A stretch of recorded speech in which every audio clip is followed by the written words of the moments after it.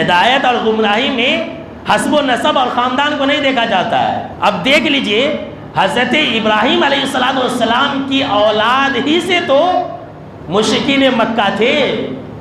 یہ ابو جہل، ابو لہب، یہ سب کون تھے؟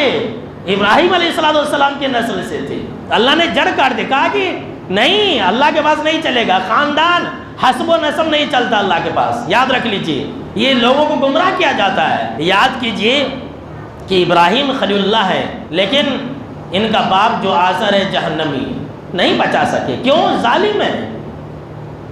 اللہ کے پاس خاندان اور حسب و نسب نہیں دیکھا جاتا ہے ہدایت کے معاملے میں۔ یہ قرآن مجید کے اندر اس کی بے شمار مثالیں۔ یاد کیجئے کہ ابو جہل اور ابو لہب قریش خاندان سے ہدایت نہیں ملی، بلال ایک غلام خاندان سے، کیا مقام و مرتبہ ہے، سبحان اللہ۔ بلال ایک غلام خاندان سے کیا مقام مرتبہ ہے۔ فرعون کتنا بڑا ظالم ہے، کتنا بڑا ظالم ہے، دنیا کا سب سے بڑا ظالم اگر کوئی ہے تو فرعون ہے۔ ان کی بیوی تمام دنیا کی خاتون کی سردار ہے۔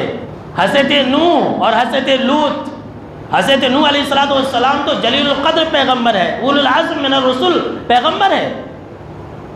ان کی بیوی اور لوط علیہ السلام کی بیوی، یہ دونوں جہنم کے اندر گئی۔ سورۃ تحریم کے اندر میں اشارہ بتلا رہا ہوں۔ حضرت نوح اتنے بڑے جلیل القدر پیغمبر ہیں، لیکن ان کے نسل سے ان کا بیٹا غرق آب ہوا۔ انہوں نے کہا کہ آ جاؤ، ایمان لے آؤ، میرے ساتھ سوار ہو جاؤ کشتی پر۔ کہا کہ نہیں، میں پہاڑ پر چڑھ جاؤں گا، ہلاک و برباد ہوا۔ دیکھ رہے ہیں؟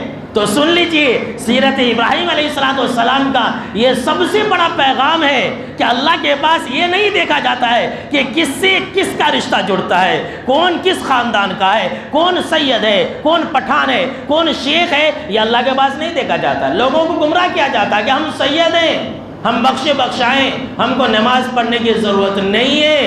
اس کا مطلب یہ نہیں کہ سید ہے تو اس کو اللہ کی عبادت و بندگی کرنے کی ضرورت نہیں، وہ نبی کے خانوادے کا، اس لیے وہ بخش دیا جائے گا، ایسا نہیں ہے۔ سن لیجیے حدیث مسلم شریف کی روایت ہے، جناب محمد عربی صلی اللہ تعالیٰ علیہ وسلم نے فرمایا، من بطأ به عمله لم يسرع به نسبه، کہ جس انسان کا عمل اسے پیچھے چھوڑ دے، جس انسان کے پاس نیک عمل نہیں ہے، اس کا حسب و نسب، اس کا خاندان آگے نہیں بڑھا سکتا۔